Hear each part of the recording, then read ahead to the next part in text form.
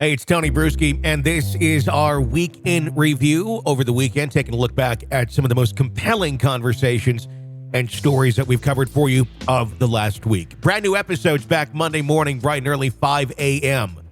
here on the podcast.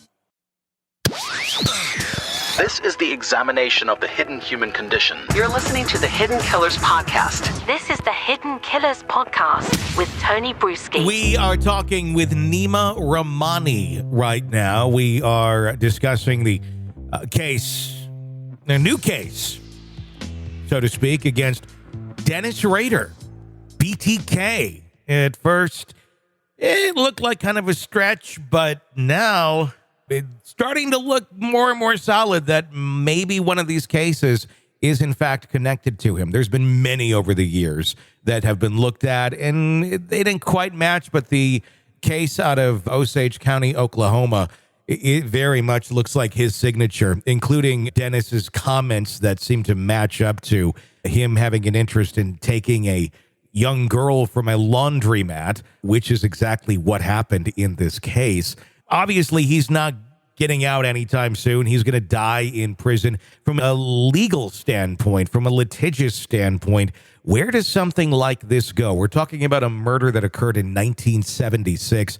If he is this person of interest right now, but if they do charge him with this crime, does he admit? Would this be something where if he doesn't admit it, would go to some sort of a trial? How is this look this many years out, considering he's also 78 years old?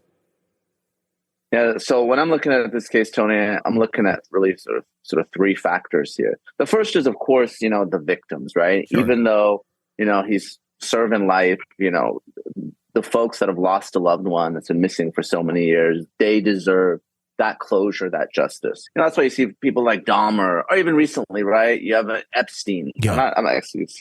Weinstein, right? Yeah. He's in New York State prison. He's been read out to California. Why? I mean, he's going to die in New York, but you want to give the victims the justice that they deserve. Obviously, murder victims deserve the most. But setting that first factor aside, I think one thing that's sort of looming over all this is the death penalty. An important fact here is that Kansas did not have the death penalty until 1994. Mm-hmm. So law enforcement, prosecutors, they really wanted to put Rader to death. I mean, It's one of the worst serial killers in U.S. history. So they were trying to find a case that would qualify him for the death penalty. So they couldn't find it in Kansas. Maybe they can find it in a Missouri or in Oklahoma. Some of those states reinstated the death penalty much faster. The Supreme Court revived it in actually 1976, I believe. So that's an important year. So if you can get a death penalty qualified case, then maybe you have a chance of finally putting Dennis Rader to death. And then the third factor, of course, is, here's someone in Rader that, took pride in his work, right? He would write letters to the media and so forth. He's doing life. Maybe he's not going to plead because he wants to just get out and have a, 2 or 3 month vacation in Missouri or Oklahoma. Get out and, he likes the press. He likes the publicity. So maybe that's why he's not admitting to it.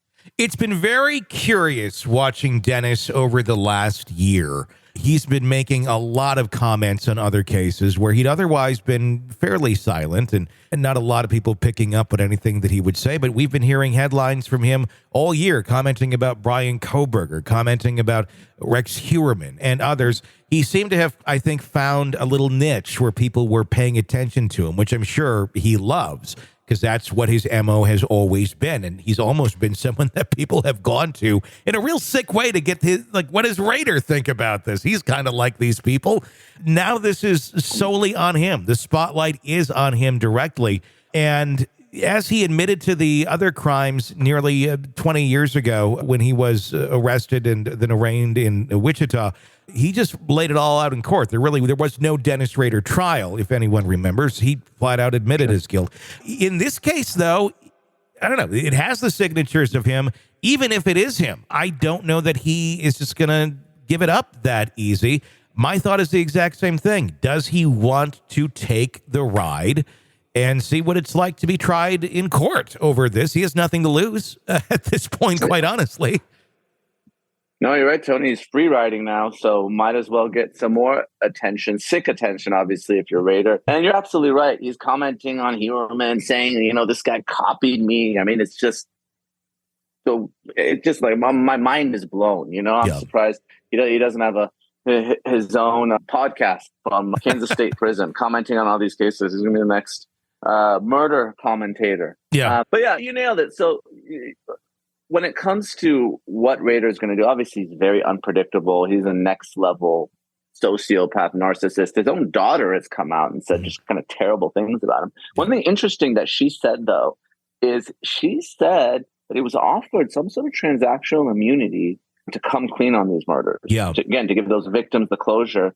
And, so far he hasn't taken them up on it. Obviously, I don't know if what his daughter's saying is true or she's really in the loop on all this. But what's sort of fascinating about her is, we've talked a lot, in Heuermann and other cases, you and I, Tony, about this familial DNA. Yeah. And she was instrumental, not, intentionally, but they matched, I believe, some DNA from her pap smear that she gave to one of the victims. And that's sort of what broke this case wide open. So I think that's just an interesting component. We talked about Heuermann and familial DNA, obviously Golden State Killer, other folks. But I mean, it's really giving law enforcement an advantage that they didn't have, 10, 20 years ago. It's something that seems to be really kind of confounding a lot of people, including Kerry Rawson, who's his daughter, the woman Kathleen Ramsland, who wrote the autobiography on Berger. I had her on just about 2 or 3 weeks ago. And just incidentally, I didn't even predict this was about to happen. We were just having an interesting conversation about BTK. And even she said that, I don't know that there's any more out there that he hasn't confessed to. But with this one, I don't know. I think even his daughter, Kerry, he's not 100% thinking it might be him. But I think this is the first time since his admission of all those other crimes that we're this close to it possibly being another Dennis Rader victim that we've not known about. Yeah. So it does have a sort of hallmark. So it's interesting to see, we see Rader in court and, what his attorneys try to do. It's not really going to matter, obviously, but it will be a spectacle, to say the least. You're consuming the Hidden Killers podcast. Want more? Start binging on all of our true crime podcasts right now through Apple Podcasts and get an ad-free experience when you sign up to be a True Crime Today Premium Plus member exclusively on Apple Podcasts. More of the Hidden Killers podcast dropping soon. Press subscribe now.